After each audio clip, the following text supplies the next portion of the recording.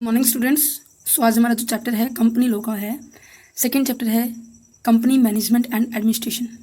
एक स्टूडेंट का कमेंट आया था मैम इसके ऊपर भी, और एक लिमिटेड लायबिलिटी पार्टनरशिप एक्ट 2008 के ऊपर हम वीडियो बनाएंगे। थोड़ा सा शेड्यूल बिजी होने के कारण मैं आपको वीडियो प्रोवाइड नहीं कर पाई।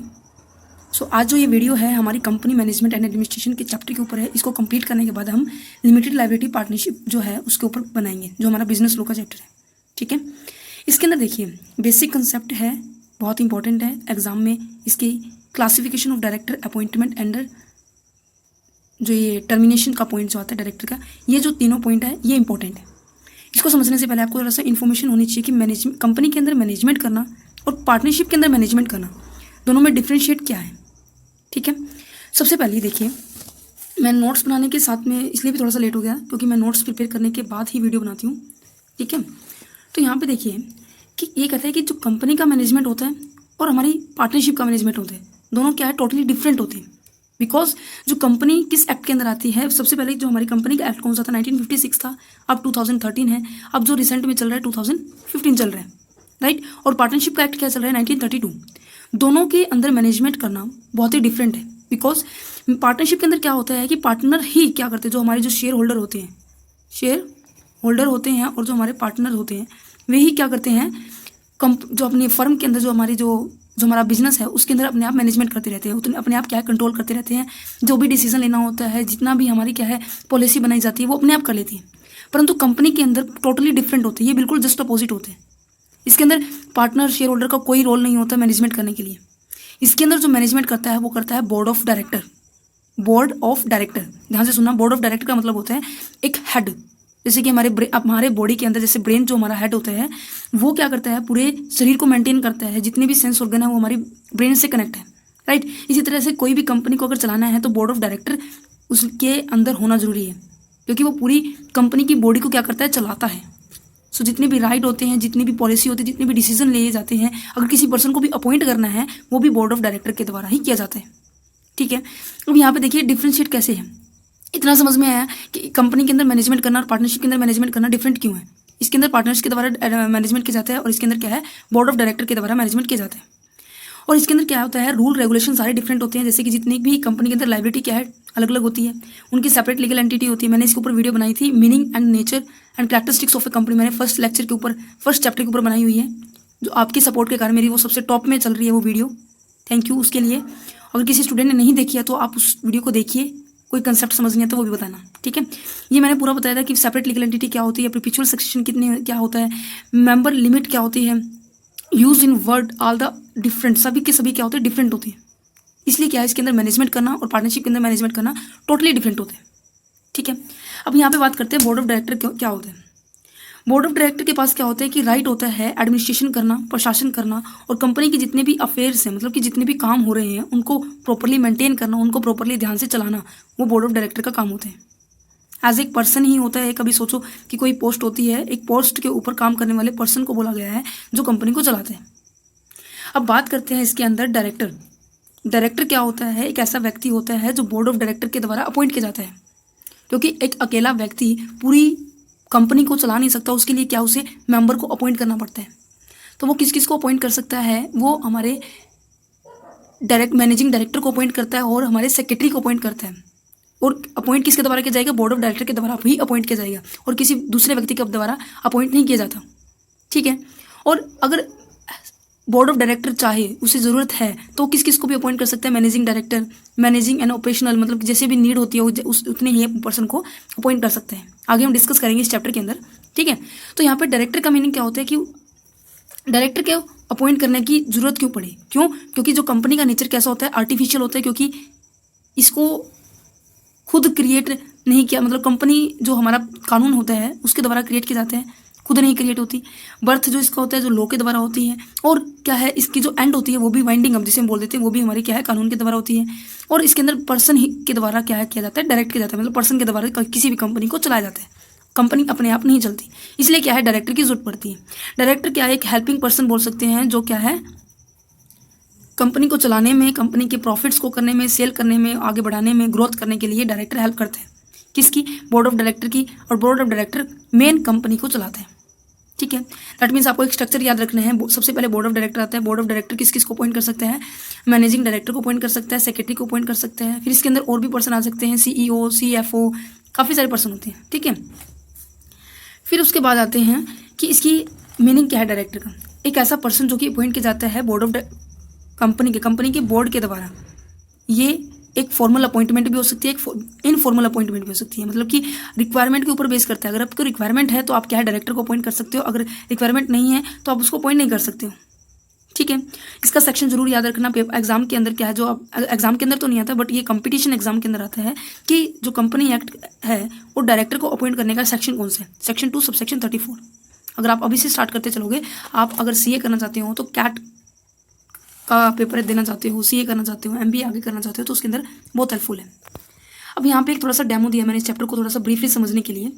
क्या होता है कि जब भी कंपनी चलाते हैं तो उसके अंदर काफ़ी सारी चीज़ें इंपॉर्टेंट होती हैं। Management, share holder, board of director. Management क्या होता है कि ऐसा पर्सन जो कि होल्ड करता है कंपनी को, CEO होता है, CFO होता है, और वो क्या करता है प्रॉपरली मैनेज करके चलता है अपनी कंपनी को। कंपनी के अंदर जितनी भी एक्टिविटी, शेयर्स के रिगार्डिंग एक्टिविटी होती है, फिर किसी भी फंक्शन के ऊपर एक्टिविटी होती है, वो प्रॉपरली मैनेज करके चलते हैं। और शेयर होल्डर वो पर्सन होते हैं जो क्या करते हैं, कंपनी के शेयर्स को परचेज करते हैं। कंपनी की जो शेयर्स हैं जो कंपनी इशू करती हैं उन्हें क्या करते हैं, परचेज करते हैं, राइट।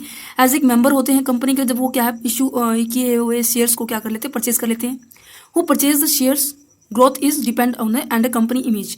परचेज कर लेते हैं शेयर्स को, बट परचेजिंग पावर भी किसके ऊपर डिपेंड करेगी, कंपनी की ग्रोथ क्या चल रही है और कंपनी की इमेज क्या है, तभी क्या है कोई पर्सन क्या है किसी कंपनी के शेयर्स को परचेज करेगा, राइट। अगर उसकी इमेज क्या है, अच्छी है, उसके शेयर्स की वैल्यू अच्छी है, तो आप आप भी क्या चाहोगे, उस कंपनी के क्या हो, मेंबर बनना चाहोगे। अगर कंपनी की शेयर्स ही अच्छी नहीं है, कंपनी की इमेज अच्छी नहीं है, तो क्या आप उसके शेयर्स को खरीदना चाहोगे, क्या उसके शेयर होल्डर बनना चाहोगे, बिल्कुल भी नहीं बनना चाहोगे। अगर उसकी इमेज क्या है, वेल एंड गुड है, तो क्या आप उसके शेयर होल्डर बनना चाहोगे। ये भी शेयर होल्डर कंपनी का एक बहुत इंपॉर्टेंट पार्ट है। अब आते हैं board of director. Board of director क्या होता है कि एक तरह से क्या होता है कि जो शेयर होल्डर को प्रॉपरली क्या करता है, मैनेज करता है और हेल्प करता है ऑर्गेनाइजेशन को ग्रोइंग करने के लिए, क्योंकि जितने भी डिसीजन लेने होते हैं, जितनी भी पावर्स होती हैं वो बोर्ड ऑफ डायरेक्टर के पास होती हैं। जितनी भी पॉलिसी सेट करनी होती है, मैं यहाँ पे नोट्स प्रोवाइड कर रही हूँ, आप इसको वीडियो को पॉज करके इसके नोट्स प्रिपेयर कर सकते हो एज इट इज़। अगर आप एग्जाम के अंदर लिख के आओगे तो 100% श्योर करती हूँ कि आपके मार्क्स क्या है, अच्छे आएंगे।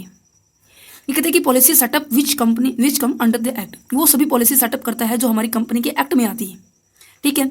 इसके अंदर क्या है, स्ट्रॉन्ग स्ट्रेटेजी होती है कि कंपनी को प्रॉफिटेबल के पॉइंट ऑफ व्यू के अंदर कन्वर्ट कर सके। अगर वो लॉस की कैटेगरी पे है तो उसे प्रॉफिट के अंदर कन्वर्ट करना उसके अंदर कैपेबिलिटी होती है, किसके अंदर, बोर्ड ऑफ डायरेक्टर के पास। इतनी स्ट्रॉन्ग स्ट्रेटेजी होती है उसके पास।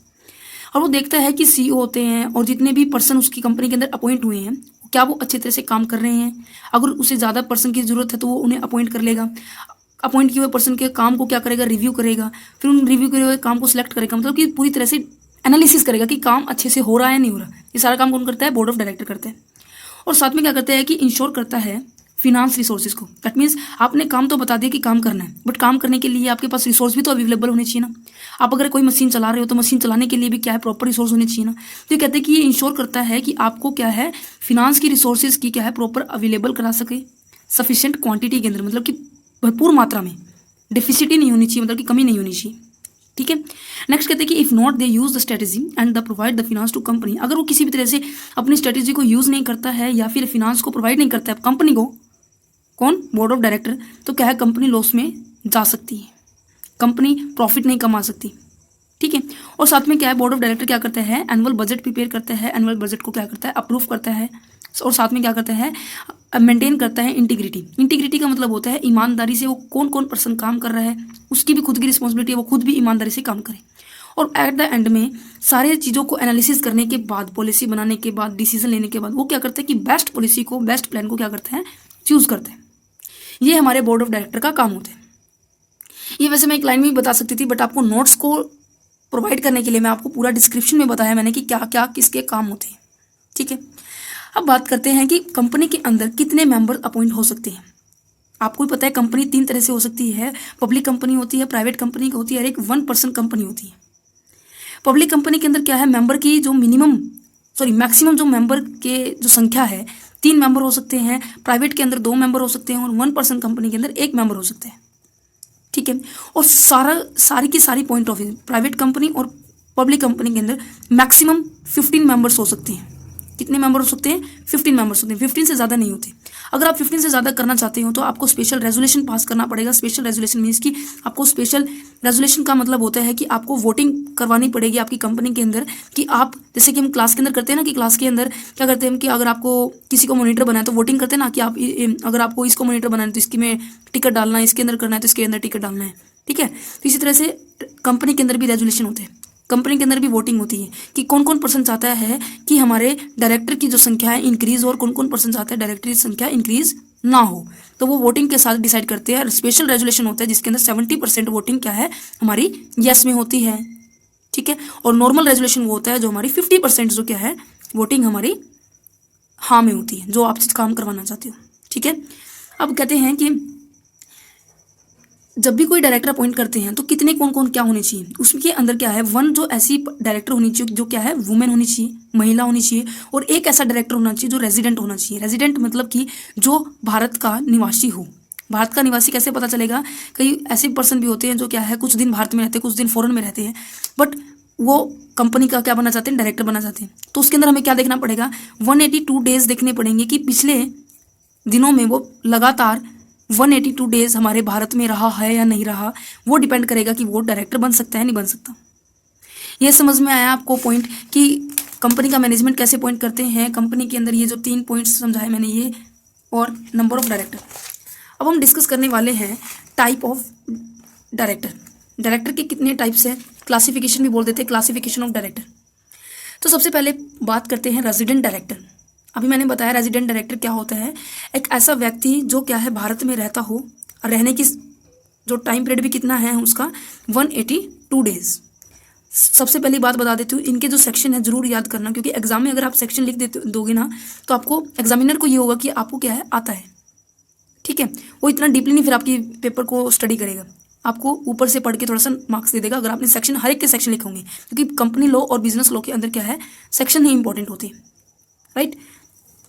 अब मैं आपको इनको लिंक करके बताऊंगी, जैसे कि मैंने होल्डर इन ड्यू कोर्स में बताया था, वो आपने वीडियो देखी होगी, उसका भी लिंक मैं आपको डिस्क्रिप्शन में दूंगी, क्योंकि जो सारा सिलेबस है ऑलरेडी मैं थोड़ा बहुत कवर करवा चुकी हूँ आपका, ठीक है। अब बात करते हैं रेजिडेंट डायरेक्टर। रेजिडेंट डायरेक्टर क्या होते हैं, सबसे पहले इसका सेक्शन कौन सा है, सेक्शन 149 और सबसेक्शन 3 कंपनी एक्ट 2013, ठीक है। और इसमें कहते हैं कि जब भी हम कोई कंपनी बनाते हैं और उसके अंदर जब बोर्ड ऑफ डायरेक्टर की अपॉइंटमेंट करता है तो उसके अंदर क्या होता है, एटलीस्ट 1 डायरेक्टर ऐसा होना चाहिए जो स्टे करता हो, मतलब जो रहता हो कहाँ पर, हमारे इंडिया के अंदर रहता हो, for a total period of not less than the 182 days in the previous calendar year. 182 दिन तक वो भारत में रहा हो, उससे कम ना रहा हो, उसे हम क्या बोलते हैं, रेजिडेंट। और रेजिडेंट डायरेक्टर मीन्स कि वो व्यक्ति जो क्या है कंपनी के अंदर डायरेक्ट हो चुका हो, ठीक है, ठीक है, आ गया समझ में, ठीक है। अब बात करते हैं एग्जीक्यूटिव डायरेक्टर। एग्जीक्यूटिव डायरेक्टर क्या होता है, वो डायरेक्टर जो पूरा टाइम, पूरा समय, पूरी नॉलेज किसको देता हो, कंपनी को देता हो। दैट मीन्स अपना पूरा टाइम स्पेंड कहाँ पर करता हो, कंपनी को करता हो, उसे हम बोलते हैं एग्जीक्यूटिव डायरेक्टर। इसलिए इसको बोलते हैं होल टाइम डायरेक्टर। क्वेश्चन क्या है ऐसे भी आ सकता है, what you mean by the whole time director. तो होल टाइम डायरेक्टर वो डायरेक्टर होता है जो पूरा टाइम अपने कंपनी को काम करने में लगाता है, कंपनी के अंदर रहता है, ठीक है। ये एज ए कंपनी का एम्प्लॉई होता है। और इसका जो सेक्शन है सेक्शन 2 सबसेक्शन 94 है कंपनी एक्ट 2013 है।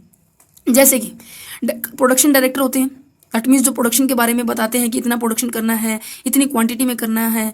फाइनेंस डायरेक्टर वो डायरेक्टर होता है जो क्या है फिनांस को मेंटेन करता है, इतना पैसा आपको क्या है प्रोडक्शन में लगेगा, इतना मैन्युफैक्चरिंग में लगेगा, इतना रॉ मटेरियल परचेज करने में लगेगा, वो सारे मेंटेन करके रखता है। मैनेजिंग डायरेक्टर क्या होता है, जो पूरे डाटा को मैनेज करके रखते हैं, ठीक है। तो ये जो सारे डायरेक्टर हैं क्या वो थोड़े टाइम तक काम करने के बाद उनका काम कंप्लीट हो जाएगा, नहीं ना, तो उन्हें पूरा टाइम क्या है कंपनी के अंदर काम करना पड़ेगा। अब बात करते हैं non executive director. Non executive ये आपके एग्जाम आपकी बुक में नहीं मिलेंगे, ये थोड़ा एक्स्ट्रा पॉइंट है, बट एग्जाम के अंदर अगर आप ये भी कर दोगे तो क्या है आपको मार्क्स ज़्यादा मिल जाएंगे, ठीक है। सो नॉन एग्जीक्यूटिव डायरेक्टर क्या होता है, इसके अंदर 2 क्लासिफिकेशन किए गए, इंडिपेंडेंट डायरेक्टर होते हैं, एक नॉन इंडिपेंडेंट डायरेक्टर होते हैं।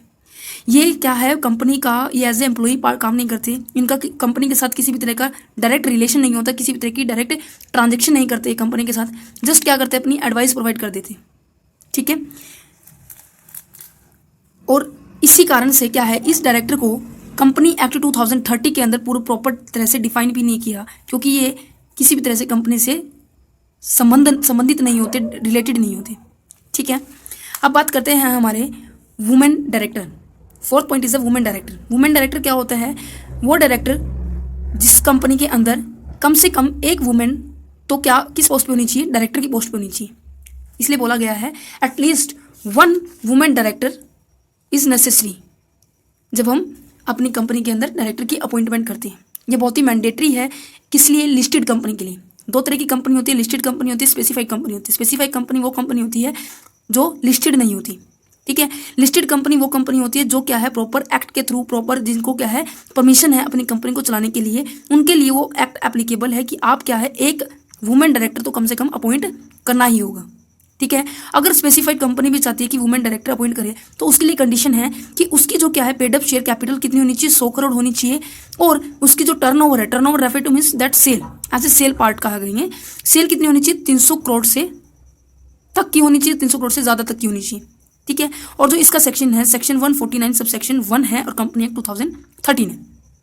क्लियर समझ में आया? वुमेन डायरेक्टर मतलब वो डायरेक्टर होती है जो बहुत ही मैंडेटरी है। इसके लिए लिस्टेड कंपनी के लिए, not a specified company. If you want specified company to appoint the women director then complete that 2 condition. इन 2 कंडीशंस को कंप्लीट करेगी तभी क्या है वुमेन डायरेक्टर को अपॉइंट कर पाएगी।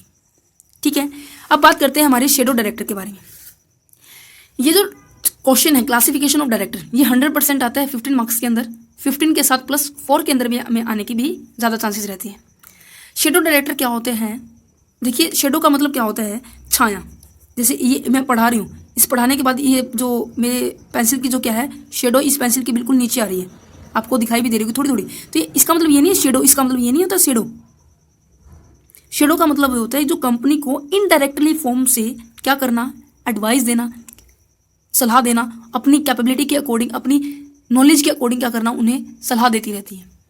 ये भी क्या है बोर्ड के द्वारा अपॉइंट नहीं किए जाते, परंतु ये ऐसे डायरेक्टर होते हैं जो कि क्या परिचित करवाते हैं, नॉलेज प्रोवाइड करते हैं किसके रिगार्डिंग? हमारे लॉ के रिगार्डिंग, किसके? कंपनी के अंदर होने वाली गतिविधियां, कंपनी के अंदर जितने भी चेंजेस होते हैं उनके रिगार्डिंग क्या है हमें नॉलेज प्रोवाइड करती है। ठीक है, इसका मतलब क्या होता है? नॉलेज, या फिर हम इसको प्रॉपर हिंदी में बोले तो ये होता है परिचित।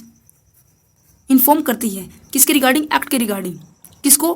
बोर्ड ऑफ डायरेक्टर को रिगार्डिंग। ठीक है, एडवाइस देती रहती है। Clear this point? Section 2 subsection 59 क्या कहता है कि director plus shadow, director plus promoter is an officer as per this section 2 section 59। Director भी होते हैं, शेडो भी होते हैं, क्योंकि डायरेक्टर क्या करते हैं? जो कंपनी को डायरेक्ट करते हैं, आगे चलने के लिए प्रमोट करते हैं। शेडो भी इसी तरह से काम करता है कि वो जितने भी चेंजेस होते हैं, जितने भी एक्ट के रिगार्डिंग नॉलेज होती है, वो उन्हें एडवाइस प्रोवाइड करते हैं। ठीक है, अब नेक्स्ट पॉइंट करते हैं हमारा एडिशनल डायरेक्टर। एडिशनल डायरेक्टर बहुत ही इंटरेस्टिंग पॉइंट है। एडिशनल डायरेक्टर का मतलब वो होता है जो क्या है हम चॉइस में रखते हैं। इसका जो सेक्शन है सेक्शन 161 और सब सेक्शन 1 है कंपनी 2013। इसके अंदर क्या करते हैं कि जो बोर्ड ऑफ डायरेक्टर होते हैं वो क्या करता है? अपॉइंट करते हैं हमारे एडिशनल डायरेक्टर को। कौन अपॉइंट करता है? Board of director. बस शेडो डायरेक्टर को ही कौन नहीं अपॉइंट करता? बोर्ड ऑफ डायरेक्टर अपॉइंट नहीं करता, बाकी सभी डायरेक्टर को बोर्ड ऑफ डायरेक्टर अपॉइंट करते हैं। एडिशनल डायरेक्टर क्या होता है कि वो डायरेक्टर जो बोर्ड ऑफ डायरेक्टर अपॉइंट करते हैं, और इसे क्या है, अगर इसका एक डमी एग्जांपल समझिए पहले तभी आपको समझ में आएगा। देखिए, एडिशनल डायरेक्टर बोला गया है, दैट मीन्स जो मेन डायरेक्टर होंगे, हमारे 3 डायरेक्टर हैं। ठीक है, mister A, mister B and mister C. ये तीनों डायरेक्टर क्या है हमारी मीटिंग के अंदर या फिर किसी भी डिसीजन टेकिंग के अंदर क्या है, ये अब्सेंट है, ये प्रेजेंट है ही नहीं। तो क्या करेंगे? एक ऐसे डायरेक्टर को अपॉइंट करेंगे कि इनकी एब्सेंस में वो उनका काम कर सके। इन तीनों की एब्सेंस के अंदर वो क्या है, वो तीनों के एब्सेंस में वो जो मेन पर्सन है, मान लो कि मिस्टर डी को हम क्या कर ले, अपॉइंट कर ले एज ए एडिशनल डायरेक्टर, वो इनकी एब्सेंस में क्या है सारा काम संभाल ले। और ये अपॉइंट करना है तो आपको क्या करना पड़ेगा? आर्टिकल ऑफ एसोसिएशन के अंदर इसकी रिपोर्ट आपको पहले लिखनी पड़ेगी कि मैं इस कंपनी के अंदर क्या है एक एडिशनल डायरेक्टर को भी अपॉइंट किया जाएगा। ठीक है, और ये जो डायरेक्टर है अपॉइंट तभी तक रहेगा जब तक क्या है नेक्स्ट एनुअल जनरल मीटिंग नहीं आ जाती। आपको ही पता है एनुअल जनरल जो मीटिंग है साल में 2 बार होती है। साल में कितनी बार होती है? 2 बार। 6 माही होती है, मतलब कि साल में 6 महीने में 1 बार, 6 महीने में 1 बार, फर्स्ट टाइम और सेकंड टाइम। अगर किसी एडिशनल डायरेक्टर को यहाँ अपॉइंट किया है तो वो कहाँ तक होगा? इस वाली टाइम पीरियड तक, मतलब कि अगले 6 महीने तक क्या है वो बोर्ड ऑफ डायरेक्टर के अंदर डायरेक्टर की एडिशनल डायरेक्टर के पोस्ट के ऊपर क्या है अपॉइंट रह सकते हैं। और दूसरा कारण, अगर इन तीनों डायरेक्टर ने कह रखा है कि आप हमारी हम जब कंपनी में ना हो तो आपको इस पर बाहर क्या है संभालना है, आपको क्या है काम संभालना है, तब भी क्या है एडिशनल डायरेक्टर को अपॉइंट करते हैं। आपके जो एग्जिस्टिंग डायरेक्टर नहीं आते, आउट ऑफ स्टेट है, आउट ऑफ कंट्री है, तो क्या है आपको एडिशनल डायरेक्टर अपॉइंट करने का ऑप्शन मिल जाता है। अब हम इसको पढ़ते हैं। देखिए, it is maintain in article of association. इससे क्या है आर्टिकल ऑफ एसोसिएशन के अंदर आपको क्या है मेंशन करना पड़ेगा। नेक्स्ट कहते हैं कि he hold office only up to the date of the next annual general meeting. ये कब तक होल्ड कर सकता है ऑफिस को? Next annual general meeting. तो इसकी जब यहाँ पे खत्म हो जाएगी तो नेक्स्ट एनुअल जनरल मीटिंग यही होगी ना हमारी, तो यहाँ तक वो क्या है उस कंपनी के अंदर अपना कारोबार संभाल सकता है। A person who fail to get the appoint as a direct in annual general meeting can not be appointed additional director. अगर कोई पर्सन क्या है फेल हो जाता है कि आर्टिकल ऑफ एसोसिएशन के अंदर शो करना कि मैं एनुअल जनरल मीटिंग के अंदर एक एडिशनल डायरेक्टर की भी अपॉइंट करने की जरूरत हो जाएगी, तो क्या है उसे एडिशनल डायरेक्टर वो अपॉइंट नहीं कर सकता। समझ में आया कंसेप्ट? एनुअल जनरल मीटिंग यहाँ स्टार्ट हुई, बोर्ड ऑफ डायरेक्टर ने यहाँ पे शो कर दिया AOA के अंदर, तो at the end of year के अंदर बोर्ड ऑफ डायरेक्टर क्या कर सकता है उसे अपॉइंट कर सकता है। कब तक? नेक्स्ट एनुअल जनरल मीटिंग तक वो अपने कारोबार को संभाल सकते हैं। Clear this point? नेक्स्ट हम बात करते हैं अल्टरनेटिव डायरेक्टर। अल्टरनेट डायरेक्टर क्या होता है? जो आपका एक्स्ट्रा में होते हैं। एक्स्ट्रा में कब होगा? देखिए, सेक्शन इसका क्या है, सेक्शन 162 और सबसेक्शन 2 कंपनी 2013। ये एक ऐसा डायरेक्टर होता है if a director is to absent from the India from the last 3 month. Additional alternative director को तब अपॉइंट किया जाएगा जब क्या है आपके एग्जिस्टिंग जो डायरेक्टर होते हैं पिछले 3 महीने से आपकी इंडिया के अंदर भी ना हो और आपकी कंपनी के अंदर एक्टिविटी जितनी भी होती है उसके अंदर पार्टिसिपेट ना करते हो, तब क्या आपको अल्टरनेट डायरेक्टर को अपॉइंट करना होता है। एडिशनल डायरेक्टर क्या होता है? आपके जो पर्सन जो होते हैं उनके निगरानी के द्वारा, ठीक है। तो अल्टरनेटिव डायरेक्टर करने के बाद हम बात करते हैं अब हमारे नेक्स्ट डायरेक्टर के बारे में, वो है हमारा इंडिपेंडेंट डायरेक्टर। इंडिपेंडेंट डायरेक्टर देखिए नाम से ही क्लियर है, इंडिपेंडेंट जो मतलब क्या है डिपेंडेंट नहीं है, ठीक है। इंडिपेंडेंट डायरेक्टर क्या होता है कि जिसका नेम जो सजेस्ट किया जाता है are the director on the board of company who are independent individually not having any other relation or the transaction with the company. ऐसा डायरेक्टर जिसका कंपनी के साथ किसी भी तरह का रिलेशन नहीं होता, किसी भी तरह की ट्रांजेक्शन भी नहीं करता, वो उस डायरेक्टर को कहते हैं हम इंडिपेंडेंट डायरेक्टर। और इस डायरेक्टर को जब हम अपॉइंट करते हैं वो सेक्शन हमारा आता है अंडर सेक्शन 149 सबसेक्शन 6 इसके अंदर अप्लीकेबल होता है जब हम इंडिपेंडेंट डायरेक्टर को अपॉइंट करते हैं, ठीक है। और ये किस तरह से काम करता है? Work as a promoter. Promoter क्या होता है? जो कंपनी को गाइडलाइंस प्रोवाइड करते हैं। और इसके अंदर इस डायरेक्टर के लिए किसी भी तरह का प्रॉफिट नहीं होता, नॉट गेट एनी प्रॉफिट। उसे किसी भी तरह का प्रॉफिट नहीं दिया जाता। कि कई बार क्या होता है कि किसी भी डायरेक्टर को प्रॉफिट के लालच में उसे अपॉइंट कर ले जाते हैं, बट इसमें इसका कोई भी प्रॉफिट मोटो नहीं होता। अगर आप इंडिपेंडेंट डायरेक्टर को अपनी कंपनी के अंदर अपॉइंट करना चाहते हैं तो कितने हो सकते हैं वो बात करते हैं। वो हो सकते हैं हमारे ओनली 2। पब्लिक कंपनी के अंदर अगर आपको क्या है इंडिपेंडेंट डायरेक्टर को अगर अपॉइंट करना है तो उसकी पेड अप कैपिटल कितनी होनी चाहिए, ये कंडीशंस क्या है आपको याद रखनी होगी। समझा रही हूँ, एक एज ए स्टोरी की तरह याद कीजिए। पब्लिक कंपनी है तो 10 करोड़ तक उसकी पेड अप कैपिटल होनी चाहिए, टर्नओवर 100 करोड़, टेक आउटस्टैंडिंग जो कितनी होनी है 50 करोड़, 10 100 50, ठीक है 10 100 50, okay. Small share holder director किसे कहते हैं?